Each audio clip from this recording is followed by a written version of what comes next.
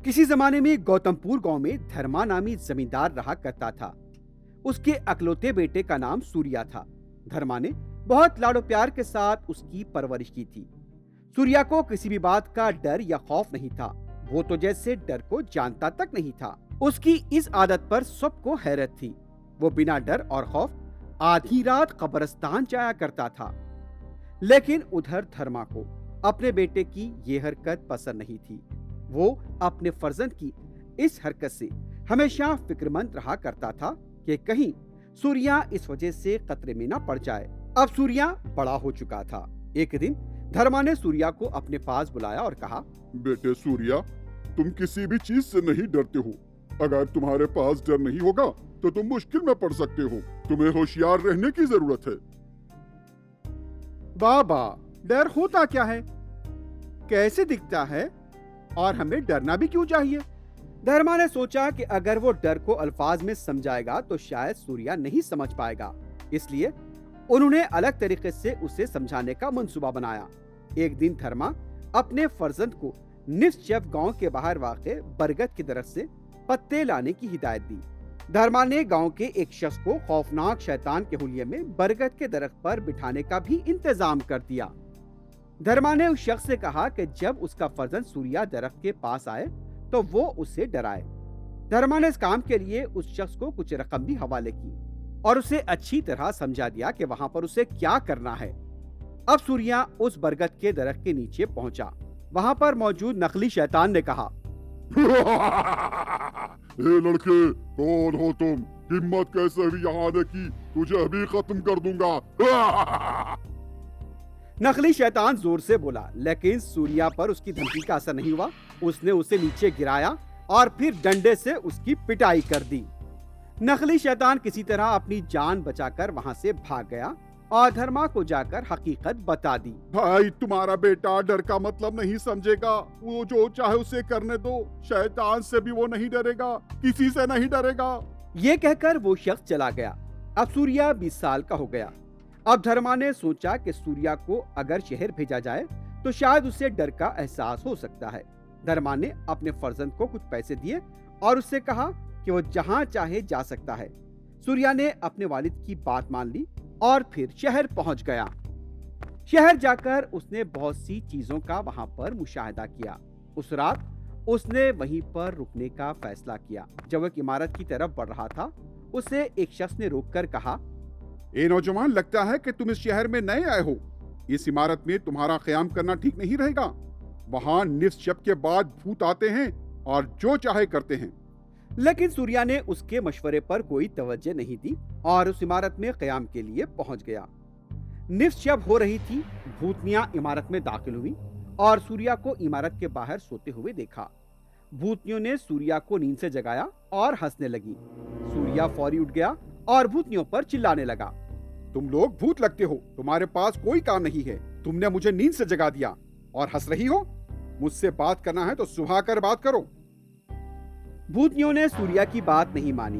वो हंसती रहीं। उन्होंने सूर्या को उठाया और उसे कदीम घर की तरफ लेकर जाने लगी। सूर्या सोचता रहा कि आखिर भूतनियां उसे लेकर कहां जा रही हैं। भूतनियों ने उसे उठाया और फिर कदीम इमारत के अंदर ले जाकर पलंग पर पटक दिया। यह देखकर सूर्या मजा लेने लगा क्योंकि पलंग घूम रहा था। सूर्या और मजा लेने लगा और हंसने लगा। भूतनियों का सरदार इस कदीम घर में अपनी अहलिया और अपनी पाली हुई बेटी के साथ मुकीम था। सूर्या को खुशी से हंसते देखकर पूरे भूत हैरतज़दा और उलझन में पड़ गए। जब भी ये भूत किसी के सामने जाते थे, लोग उन्हें देखकर डर जाते थे। भूतनियों को ताज्जुब हो रहा था कि आखिर सूर्या डर क्यों नहीं रहा है। पहली बार उन्होंने ऐसे इंसान को देखा जो डरने के बजाय मजा ले रहा था और इसी बात पर उनकी आंखें भी खुली की खुली रह गईं। भूतनियों ने उसे अपने सरदार के सामने पेश किया। उनका सरदार सिर्फ 1 फीट का था, लेकिन उसकी दाढ़ी 3 फीट की थी। जब वो चलता था तो दाढ़ी फर्श की सफाई करती नजर आती थी। ये मंजर सूर्या को बहुत अजीब लगा। उसने ये देखकर तालियां बजानी शुरू कर दी और सरदार के हाथ से कुल्हाड़ी छीन ली। ये देखकर सरदार बहुत नाराज हुआ। वो चाहता था कि सूर्या को सबक सिखाए। उसने फौरी सूर्या के ऊपर हमला कर दिया, लेकिन सूर्या ने कुल्हाड़ी सरदार पर फेंक दी और कुल्हाड़ी जाकर सरदार की दाढ़ी में फंस गई।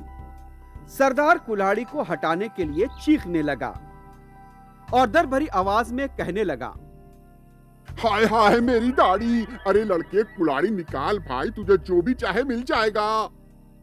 सूर्या को सरदार पर रहम आ गया। उसने फर्श से कुल्हाड़ी उठा ली। अब सरदार की दाढ़ी आजाद हो चुकी थी और उसने राहत की सांस ली। उसने सूर्या से कहा, मैंने आज तक तुम जैसा बहादुर नौजवान नहीं देखा। मैं तुम्हें अपनी सारी जायदाद हवाले करता हूँ। मेरी दुख्तर से शादी कर लो और आराम से जिंदगी गुजारो। जब सूर्या सोचने लगा तो सरदार ने कहा, सुनो नौजवान, ये मेरी नहीं बल्कि सुरनपुर रियासत के बादशाह की बेटी है। मुझे ये अच्छी लगी थी इसलिए मैं उसे उठा लाया। इससे शादी कर लो, खुश रहोगे। सूर्या ने सरदार की अगवा की गई लड़की को अपने साथ लिया और फिर सुरनपुर रियासत के बादशाह से मिलने के लिए उनके महल पहुंच गया। बादशाह ने बचपन से लापता अपनी बेटी को देखकर बहुत खुशी का इजहार किया। उन्होंने सूर्या की बहादुरी की सितारिश की और फिर अपनी दुख्तर की शादी धूमधाम के साथ सूर्या से करा दी। उन्होंने सूर्या को अपनी रियासत का बादशाह भी बना दिया। फिर सूर्या ने अपने वालिद धर्मा को बुलवाया। अपने फर्जंद को बादशाह देखकर धर्मा की खुशी का ठिकाना नहीं रहा। जब धर्मा बादशाह से तन्हाई में मिला तो उनसे कहने लगा, बादशाह सलामत, मेरा बेटा हमेशा से डर के लफ्ज को जानता ही नहीं था। मैं समझता था कि वो एक दिन परेशानी में फंस जाएगा। धर्मा ने जब ये बात बताई तो बादशाह मुस्कुराया और कहने लगा, आपको फिक्र करने की जरूरत नहीं है। किसी भी चीज को हासिल करने के लिए बहादुर होना जरूरी है। यही वजह है कि सूर्या ने बड़ी कामयाबी हासिल की। ये सुनकर धर्मा को अपने बेटे की बहादुरी पर बहुत फख्र हुआ और वो दिल ही दिल में अपने बेटे को दुआएं देने लगा। Please watch and subscribe to our channel and don't forget to tap the bell icon. Thank you.